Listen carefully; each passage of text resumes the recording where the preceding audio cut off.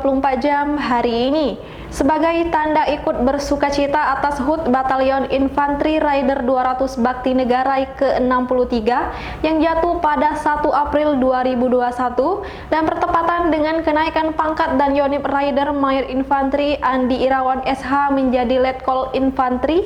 Jajaran manajemen Palembang Express dan Palpres.com melakukan kunjungan ke markas Yonif Raider 200 Bakti Negara di Gandus Kamis kemarin.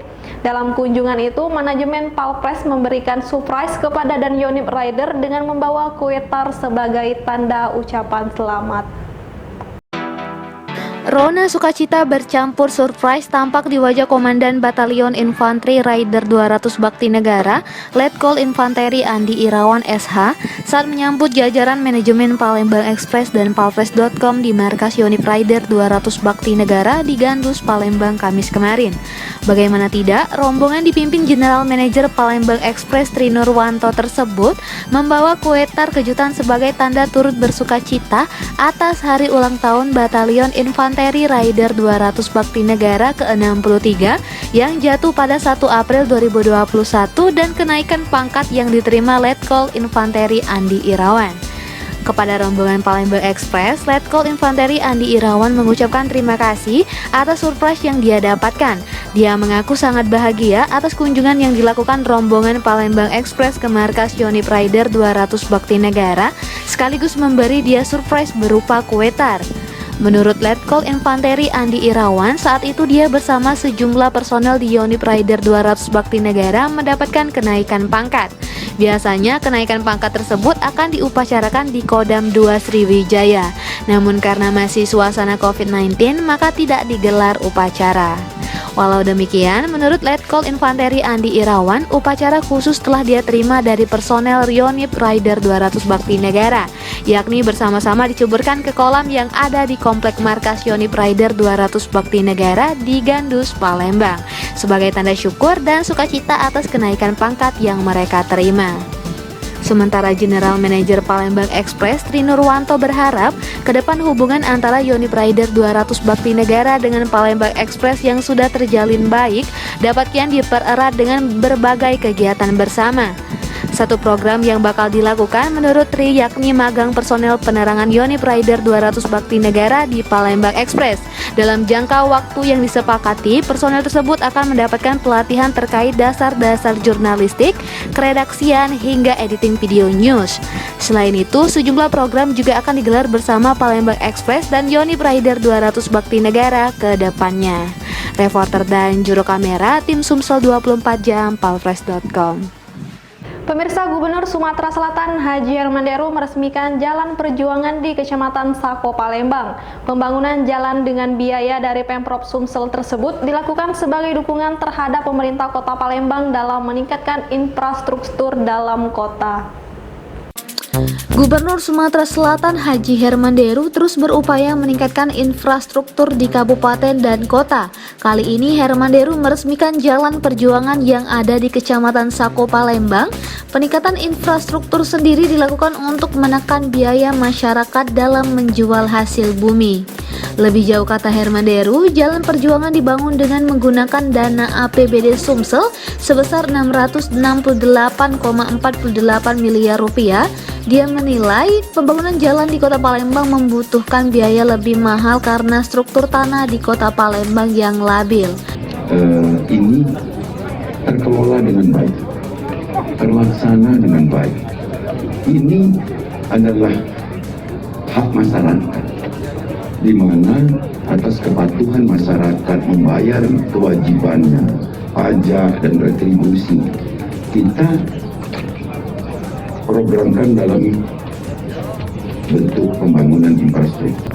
Kita harus ada pelabuhan samudra agar akses yang sudah terbangun dengan baik ini, komoditas yang ada di daerah-daerah kita tidak numpang lagi outletnya di provinsi lain, tapi melalui provinsi kita sendiri. Sementara itu, Wali Kota Palembang Haji Harnojoyo sangat terbantu dengan kucuran dana dari Pemprov Sumsel. Menurutnya, bantuan tersebut sangat membantu pemerintah daerah dalam mencapai berbagai program pembangunan. Reporter dan juru kamera Dian Cahyani Fitri, Palpres.com. Dharma Wanita Persatuan Dinas Kebudayaan dan Pariwisata Provinsi Sumatera Selatan kembali akan mengaktifkan program tahun 2021 setelah tahun 2020 lalu sempat harus vakum akibat pandemi COVID-19. Pengurus Dharma Wanita Disbudpar Sumsel kembali mengaktifkan kegiatan pasca vakum lantaran pembatasan sosial berskala besar selama pandemi COVID-19. Ketua Dharma Wanita Disbudpar Sumsel, Haji Lela Damayanti Aufa Sarizal mengatakan, program kerja yang akan dibuat dari semua bidang, mulai dari bidang pendidikan, sosial budaya, sekretariat, dan bidang ekonomi. Beberapa program yang sudah disusun seperti bidang sosial budaya yang akan dilakukan bulan April bertepatan dengan bulan suci Ramadan. Dalam program tersebut, pihaknya akan mengumpulkan baju pantas pakai di lingkungan Disbudpar Sumsel, buka puasa bersama, hingga kunjungan dan baksos ke panti asuhan. Kebetulan bulan April ini kita kan menghadapi puasa Ramadan ya. Di situ kita sudah ada program kerjanya. Yang pertama dari bidang sosial budaya, yaitu pertama adalah penggalangan dana bantuan, misalnya sembako, kemudian baju-baju yang layak pakai. Kita kumpulkan dari semua bidang ya, termasuk Dharma Wanita itu. Kemudian ada buka bersama, karena biasanya pada bulan puasa itu kita ada rutin ya diadakan buka bersama.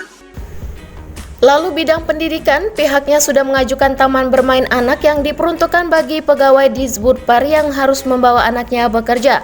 Sementara untuk menjaga silaturahmi dan kekompakan antar sesama pengurus dan anggota Dharma Wanita, Disbudpar Sumsel menggelar senam sehat setiap hari Jumat dan arisan bulanan.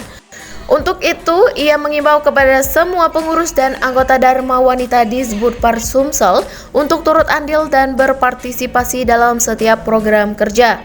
Kami sebetulnya Dharma Wanita Persatuan Dinas Kebudayaan Pariwisata mengadakan pertemuan rutin karena masa pandemi ini ya, menuju new normal ini kami melakukan pertemuan rutin ini 2 bulan sekali. Kebetulan saat ini Dinas Kebudayaan Pariwisata notabene-nya menggelar tiap hari Jumat pagi itu senam bersama. Reporter Betanika Susmanda dan juru kamera Al-Hadi Parit Palpres.com. Berita terakhir Sumsel 24 jam hari ini. Warga desa Banjarnegara hingga saat ini masih mengandalkan jembatan gantung Pelangi untuk beraktivitas menyeberangi sungai. Padahal jembatan sepanjang 150 meter tersebut sudah banyak yang rusak sejak tahun 2018. Jembatan gantung Pelangi di Desa Banjarnegara, Kabupaten Lahat masih tetap digunakan warga untuk beraktivitas keluar desa. Padahal beberapa komponen jembatan gantung sudah banyak mengalami kerusakan sehingga cukup membahayakan warga. Kepala Desa Banjarnegara mengaku kerusakan jembatan sudah terjadi sejak tahun 2018 silam. Meski hingga kini belum ada perbaikan, jembatan sepanjang 150 meter tersebut tetap dilalui warga untuk berbelanja maupun ke sekolah. Jadi kondisi jembatan Pelangi yang berada di Desa Banjarnegara ini, jembatan gantung ini, kerusakannya mulai dari tahun 2018 sampai sekarang kondisinya sangat memprihatinkan. Oleh sebab itulah pihaknya sangat mengharapkan ada bantuan dari pemerintah daerah. Hal ini disebabkan jembatan gantung Pelangi menjadi ikon bagi warga Lahat. Selain itu, jembatan gantung juga mempersingkat warga yang ingin ke pusat kota. Pemerintah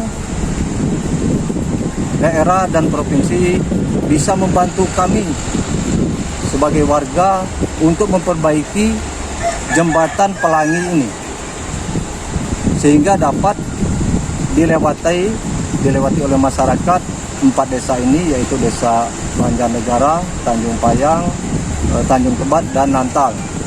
Reporter dan juru kamera Bernard Palpres.com. Demikianlah berita Sumsel 24 jam hari ini. Bagi pemirsa yang ingin tempatnya dikunjungi atau diliput tim Sumsel 24 jam, silakan tulis di kolom komentar. Jangan lupa untuk mendukung program kami lainnya di YouTube channel Palpres Official seperti podcast Cukup Pedes, Budak Lorong, Basing, Ternyata Bukan Mistis, dan Ruang Cerita bersama Kakak Juli. Saya Sri Devi, sampai jumpa.